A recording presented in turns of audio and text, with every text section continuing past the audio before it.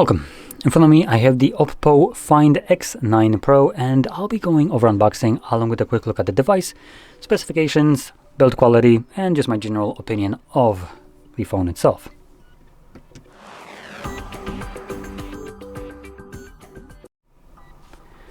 Okay, so let's just get straight into this without wasting any time. We do have two little pull tabs. That's pretty nice. There we go. And straight in, we get paperwork. Well, that's disappointing. And then we get the phone itself.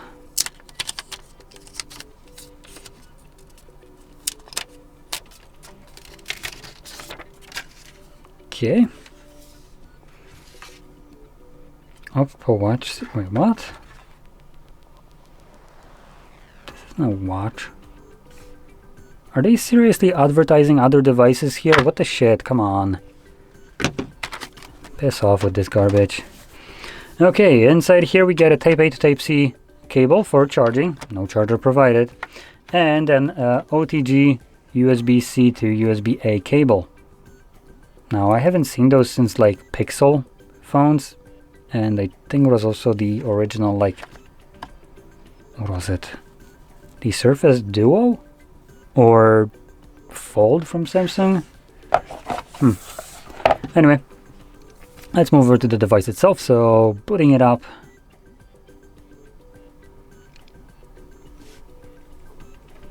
That is a, again, pretty good camera bump right here. Holy hell. You can like genuinely hold the phone by this. So let's boot it up. Come on. So the screen right here is a 6.78 inches in size with, holy shit, those are some very small bezels. So 6.78 inches, LTPO AMOLED display, 1 billion colors, 120 Hz refresh rate, 2160 Hz pull rate, Dolby Vision, HDR10 Plus and HDR Vivid, and a peak brightness of 3600 nits of brightness. That being said, this is basically the same screen, as far as I can tell, that the Vivo X300 Pro has. Same size, same resolution, and same specifications. Which would make sense considering OPPO, Vivo, and OnePlus are basically the same company in reality. Wait, what? Couldn't... Now, one benefit over the Vivo is the fact that that device didn't force me to connect to network. This one does, for some effing stupid reason. How about you let me set up the phone the way I want to? After all, it's my phone. Right?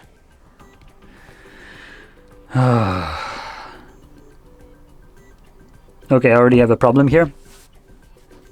Something that, again, Vivo didn't. Typing in quickly misses buttons.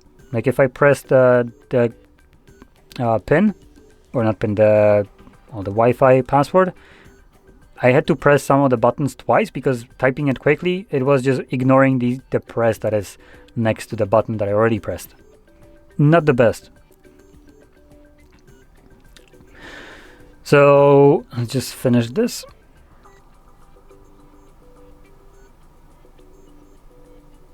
Come on, checking network info. Well, no one told you to even do that either. You could have set it up without it. Disappointed. Come on. Not the best experience, I would say. It's literally the same phone almost, yet I prefer the Vivo over this. Just because I didn't need to do anything that I didn't want to do on that device. This one, on the other hand side, is like, connect to network. We're not asking, we're telling. And then like, we're checking for something. None of your business what we're checking for, but yeah, you're gonna wait. And then you're gonna wait some more. Awesome.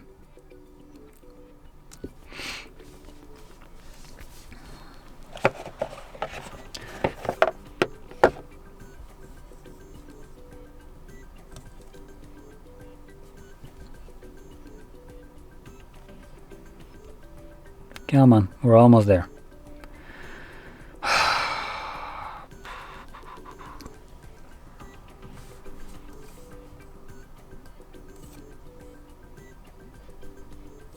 Great. This would have been so much faster if I didn't need to do things that I didn't want to.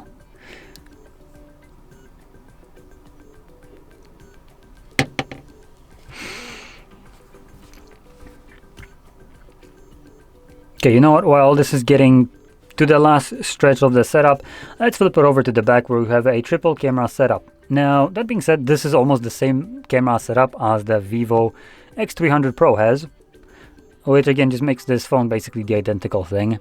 So we have 50 megapixel 1.5 aperture 23mm wide lens. Then we got a 200 megapixel 2.1 aperture 70mm periscope telephoto. 50 megapixel 2.0, 15mm 120 degree ultra wide, and with those cameras you can record actually shittier footage than on the Vivo. Okay, so 4K up to 120 frames, not slow motion. This is actual 120 frames per second, which is very surprising. So pretty good camera setup, but not as good. And the video recording here supports HDR, 10-bit video, Dolby Vision, and log. So we have basically everything that you'd expect in terms of camera quality. So obviously pretty good. Now, at the front we have a selfie, and that houses another 50 megapixel 2.0 aperture 21mm wide lens that also does 4K 60 max. And again, Vivo and the OPPO right here seem to not hold back any punches when it comes down to cameras. They seem to be just completely smashing it out of the park, but considering they're about very similar price tag, basically the same company, I think the Vivo is going to be a little bit better as it offers even 8K recording, while everything else is about the same. The only thing it sacrifices is the bigger battery, as this phone has a whopping 7,500 milliampere battery.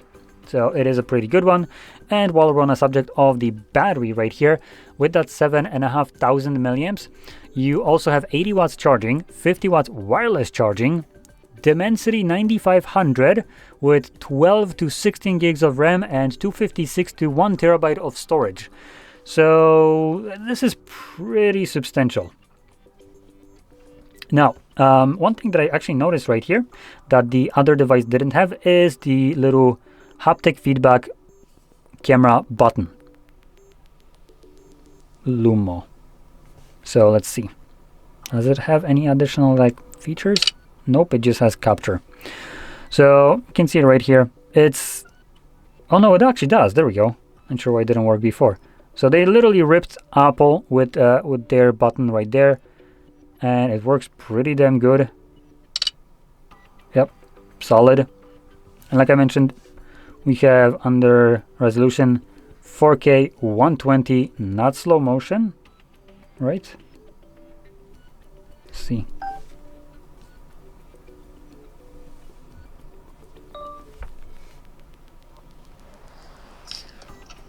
Yep, so this is just normal 120 frames per second 4K video. And you can also add HDR if that wasn't enough. So very solid device. In terms of recording, I like the button right here for camera. It is not actually a button, it's just a touch sensitive area. There is no physical button here. And it does have pretty good haptic feedback behind it. It's a scrollable, so you can do things like zooming in and out, and that also will change the lenses depending on how far you zoom in.